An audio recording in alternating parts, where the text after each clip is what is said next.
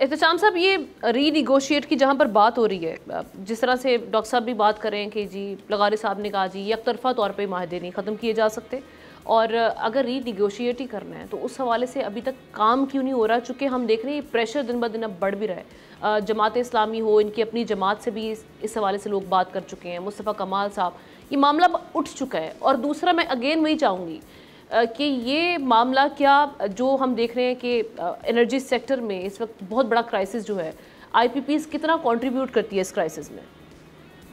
देखिए, हम ना एनर्जी सेक्टर को कहते हैं बिगेस्ट होल है। ये जो 5 ट्रिलियन रुपीज से ज़्यादा हमारा गठसी कर्जा हो चुका है, बिजली का भी और गैस का भी, ये तो ख़त्म नहीं हो रहा, आए दिन बढ़ता चला जा रहा है।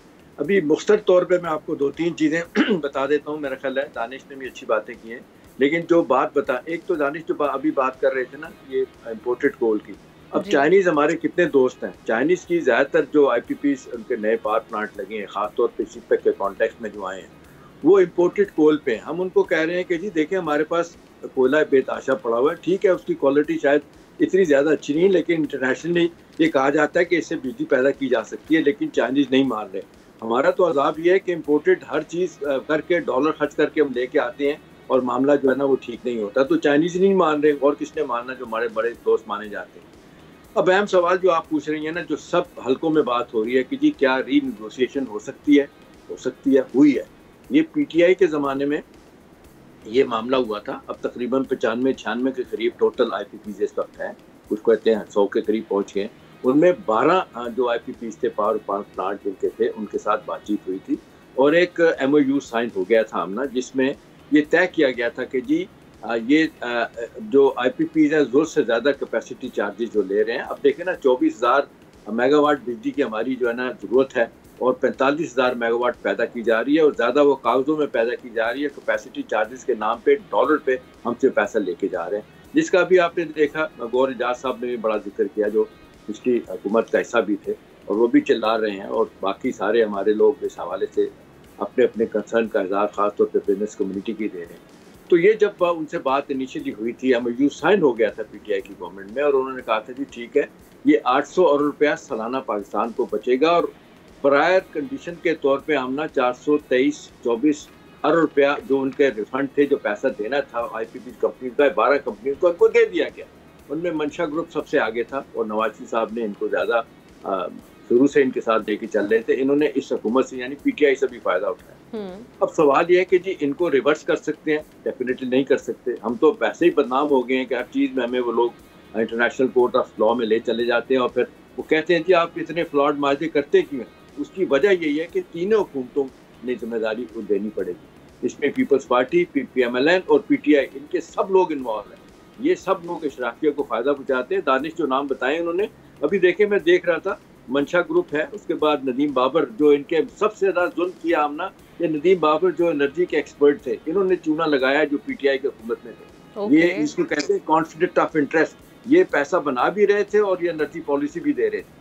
उसके बाद देख लें, इसमें शमीम खान साहब आते हैं, नसीम सहगल आते हैं, फिर आप रजाक दाऊद ग्रुप है, जवेद कियानी है, आरिफ हबीब है, फिर उसके बाद वज़ीर-ए-आज़म से शुरू करें ना, उनके अपने साहबजादे, वज़ीर-ए-आज़म भी हैं, उनके वज़ीर-ए-आज़म है, शहबाज शरीफ है, सलमान है, जरदारी साहब के फ्रंट मैन है, फौजी फाउंडेशन है, और इसमें बहुत सारी ये महंगी बिजली के मायदे किए गए।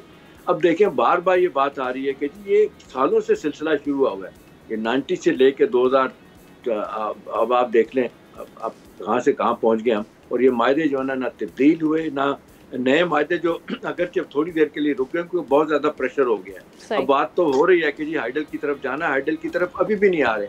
अब सवाल अहम यह है कि जी कोई रीनिगोशिएट करेगा, जिसके लिए अब देखना जमात इस्लामी ने धरना दिया। वो ना सिर्फ ये कह रहे हैं कि जी इनको ख़त्म किया जाए, बल्कि वो कह रहे हैं अगर आप नहीं करेंगे तो हम धरने, फैक्ट्रियाँ बंद करवा देंगे, इस हद तक आगे चलेंगे। अब मैटर टू द मैटर्स ये कहता है कि हुकूमत बातचीत करे।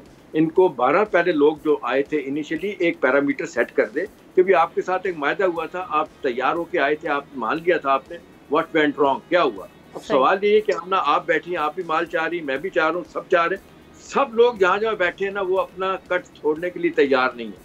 और ये इतने फ्लॉड, इतने गलत मायदे किए गए। देखिए, सारी दुनिया में जब मायदे हुए थे 90s में, तो ये 7 सेंट से काम शुरू हुआ था। हमें पहले 12 सेंट पे गए, फिर 20 सेंट पे, फिर 23 पे, फिर 30 सेंट पे मामला चला गया, और फिर डॉलर में देते देते सबसे ज्यादा बेड़ागर जो किसी मुल्क ने नहीं किया, कैपेसिटी चार्जेस कि बिजली पैदा करें ना करें आप इनको पैसा देंगे, वो भी डॉलर टर्म में देंगे।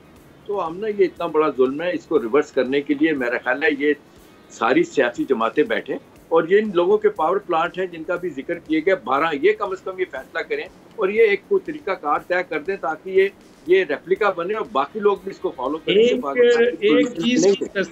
एक चीज की तस्दीक जरूरी है, अगर एहतशाम साहब इजाजत दे तो मैं कर दूं। जी प्लीज जी बताइए।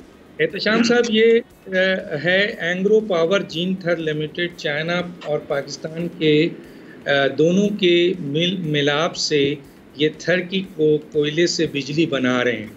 तो चाइना की अभी जो मीटिंग्स हुई है पाकिस्तान में, उसमें वो सिर्फ उनको जो प्रॉब्लम आ रहा है वो ये आ रहा है कि जो पावर प्रोजेक्ट है यहाँ पर वो इम्पोर्टेड कोल के लिहाज से है, उसको मॉडिफाई करना है।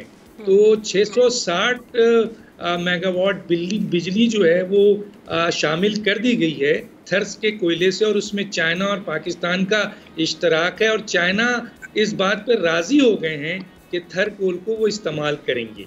ये तो दानिश अच्छी बात होगी, चले एंग्रो और चाइनीज कंपनी के दरमियान वादा हो गया और चाइनीज जो कंपनी है ना वो नहीं आ रही। ये बड़े तबातर के साथ ये खबरें आ रही हैं। पाकिस्तान ने जब भी मामला चाइनीज के साथ उठाया हमना, वो नहीं तैयार, वो इम्पोर्टेड फ्यूल पे भी चाहते हैं। उनका ये है कि एक तो एफिशिएंट ज़्यादा होता है, फिर उनको लगता है कि जी इसमें उनके भी कट्स हैं। चाइनीज कंपनियां भी जिस तरह ऑपरेट करती हैं ना, वो तो नेशन ऑफ शॉपकीपर कहते हैं, वो तो आप देख लें उन्होंने 12 बिलियन डॉलर पार किए हुए स्टेट बैंक में 3 साल के लिए बढ़ाया जा रहा है, लेकिन वो अपना इंटरेस्ट रेट साथ साथ दिए चले जा रहे हैं। जी सब्सक्राइब करें और बेल दबाएं ताकि कोई खबर रह न जाए।